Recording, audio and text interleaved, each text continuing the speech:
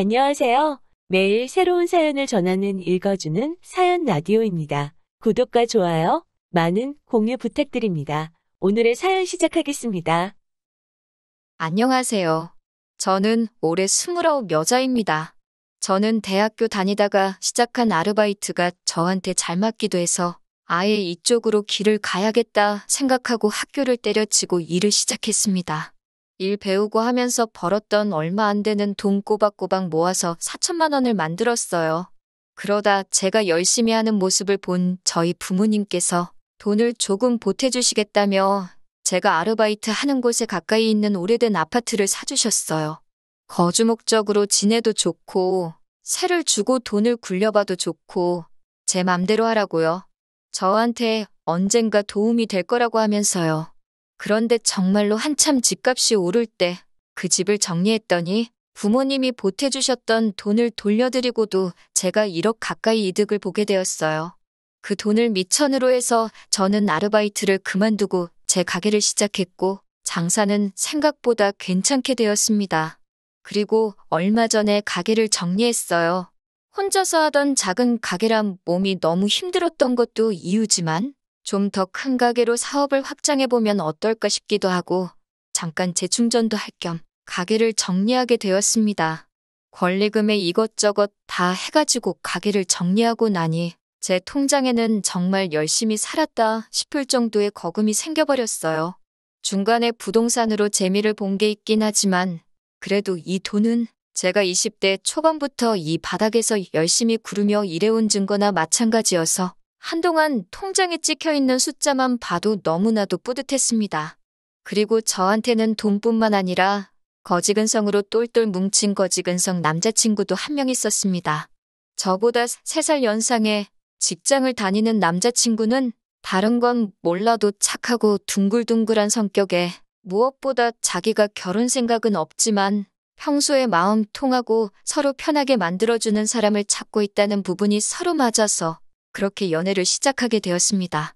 저 역시 결혼에 대해서는 전혀 생각해 본 적이 없어요. 그동안은 일하는 게 바쁘고 돈 벌리는 재미에 결혼 생각이 따로 없기도 했었고 가게 확장을 목표로 하면서 또 결혼은 나중에 해도 되겠지 하고 후순위로 밀려난 상황이었습니다. 남자친구 또한 비혼주의자까지는 아니지만 주변 형님들이 결혼하고 아주 불쌍해 보인다고 하면서 결혼에 대해 부정적인 생각을 가지고 있었어요. 그런 사소한 가치관이 맞았기에 아마 남자친구와도 연애를 오래 한 것 같습니다. 연애는 횟수로 3년이니 절대 짧은 기간이 아니지요. 가끔씩 일이 너무나도 고되고 힘들 때 제 주변에 일찍 시집간 친구를 보니 살짝 부럽기도 했어요.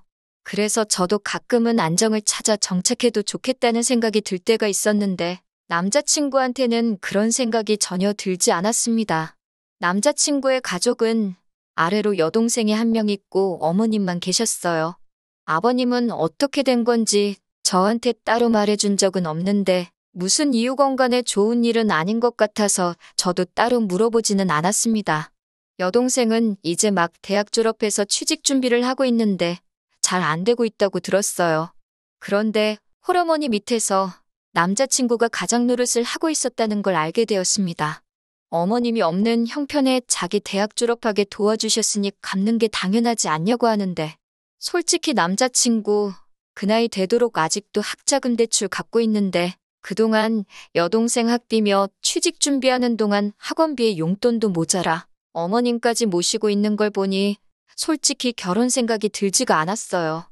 안정을 찾아서 결혼하려고 했다가 지금 제가 고생하는 것보다 더 심하게 제 팔자를 꼬아버리는 게 아닌가 하는 그런 느낌이 들었거든요. 그나마 다행인 건 남자친구의 벌이가 나쁘지 않았다는 거예요. 그러니 지 학자금의 동생이며 어머니 뒷바라지까지 다 할 수 있었던 거예요. 자기 월급에 대해 자부심이 있어서 그런가? 월급이 세금을 떼도 400이 넘는다고 자랑처럼 이야기할 때가 있거든요. 말끝마다 400번은 내가 아는데 400번은 내가 어쩌고 하면서 그렇게 자랑을 해요. 그런데 솔직히 그 월급 들어오고 나서 월급날에 남자친구가 가족들한테 뜯길 거 다 뜯기고 자기 갚을 돈 다 갚으면 수중에 얼마 남는지 뻔히 아는데 그걸 자랑이라고 하고 있나 싶을 때가 있었어요. 그나마 제가 자영업을 했기에 데이트를 자주 하지 못해서 만나면서 돈 쓸 일이 그렇게 많지는 않았거든요.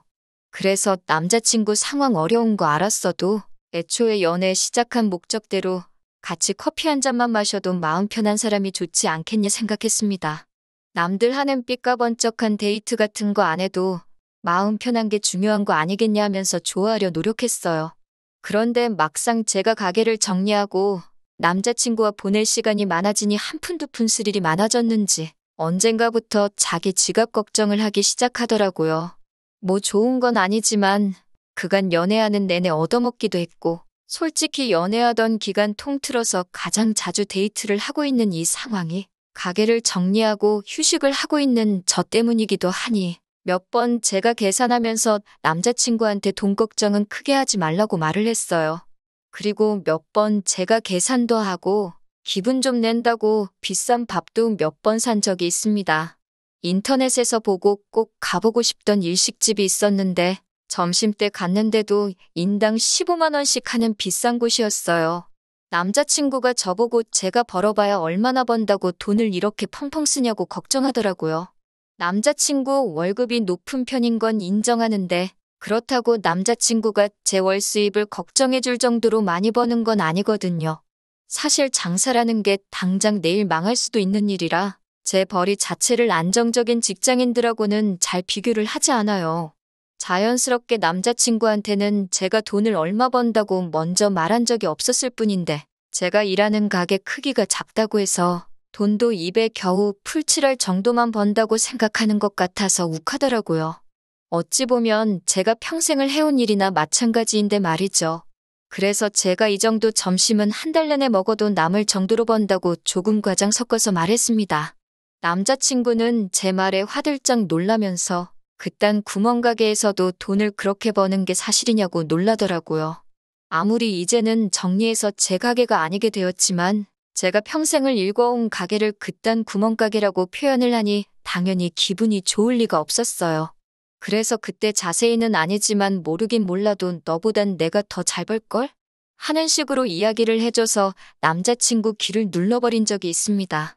아마 그때부터 시작이 되지 않았나 싶네요. 남자친구가 그날을 기점으로 저한테 이따금씩 결혼을 하고 싶다는 뉘앙스를 내비치기 시작했거든요. 저는 그때는 전혀 그 거지근성 꽁꽁이를 눈치를 채지 못했어요. 결혼 이야기가 처음 남자친구 입에서 나왔을 땐 당연히 기쁜 것보다 당황스러움이 앞섰습니다.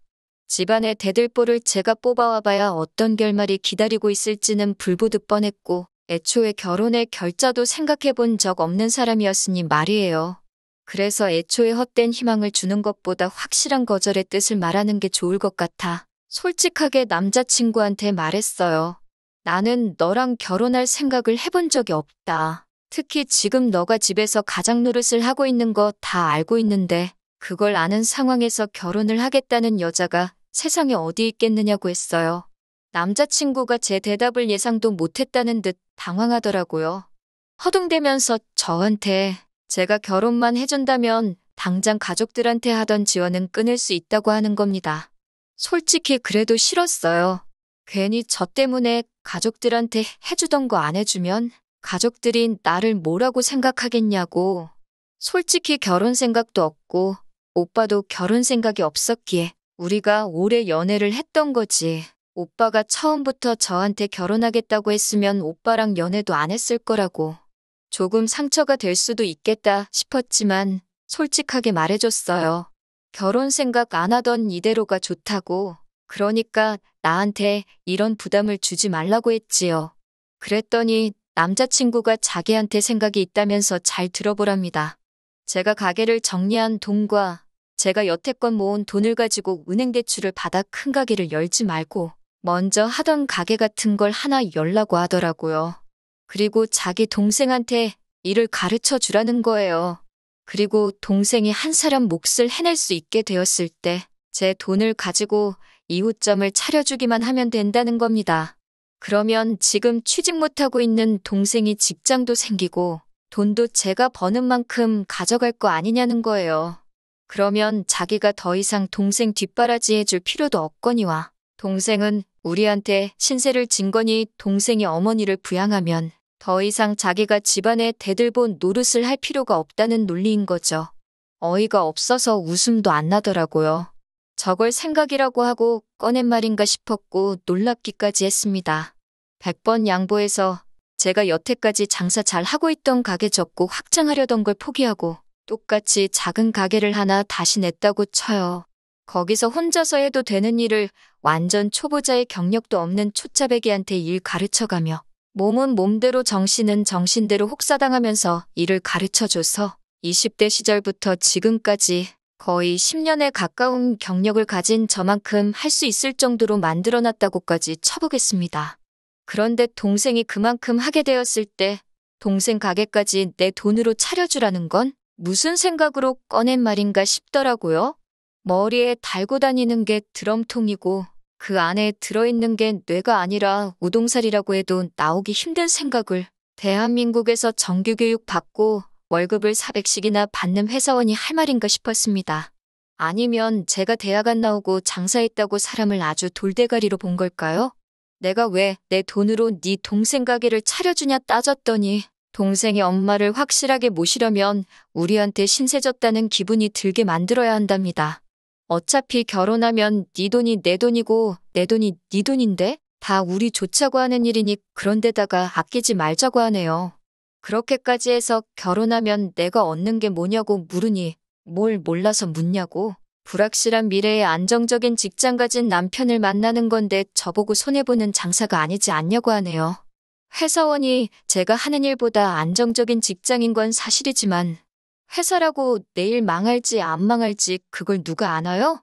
제 눈에는 남자친구가 평생 제가 피땀 흘려가며 노력해서 일궈놓은 일에 직거하고 지 가족들 숟가락 올릴 생각밖에 없는 걸로 보였어요.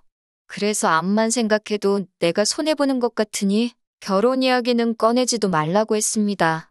그리고 그날 저녁에 집에 돌아와서 곰곰이 생각해봤는데 결혼이고 나발이고의 문제가 아니었어요. 저렇게 거지근성으로 가득 차 있는 남자친구를 계속 만난다고 앞으로의 제가 행복할 것 같지는 않더라고요. 애초에 연애만 하고 싶다고 말한 게 속으로는 사실 나는 평생 내 가족 뒷바라지하면서 대들보로 살아가기로 했어. 결혼은 사치라고 생각하지만 연애는 하고 싶어. 라고 돌려 말한 거라는 생각이 들었습니다. 선택적 비혼주의였던 거죠. 그래서 그 다음 날에 그냥 헤어지자고 했습니다. 남자친구가 왜 갑자기 그러냐고 하면서 결혼 이야기가 저한테 너무 빨랐던 거냐면서 저보고 부담을 주지 않을 테니 그냥 헤어지지 말고 자기를 만나자는 거예요. 결혼을 약속한 사이도 아니고 그냥 간단한 연애인데 계속 저렇게 만나자는 걸 보니 제가 볼 땐 이 남자가 제가 가진 걸 아직도 탐내고 있고 호시탐탐 기회만 노릴 거라는 생각이 들더라고요. 아니나 다를까 제가 헤어지자는 뜻을 굽히지 않으니 그러면 새 가게를 차리게 되면 자기랑 연애는 끝내도 괜찮으니까 자기 동생한테 일 좀 가르쳐달라고 하더군요. 제 생각대로 이 남자가 비혼을 원했던 건 가족 뒷바라지해주는 자기 인생을 절대 포기할 생각이 없었을 뿐이었고 단지 혼자 지내면 자기 꼴이 불쌍하니까 저 같은 비혼주의자 찾아서 연애를 했던 거예요. 그런데 막상 점심값으로 몇십만 원씩 계산해주고 하는 제 모습 보니까 남자친구 머릿속에는 남의 돈으로 집안 대들보 역할을 시키고 자기가 원하던 결혼까지 해버리는 그런 꽃밭을 그리고 있었나 봅니다.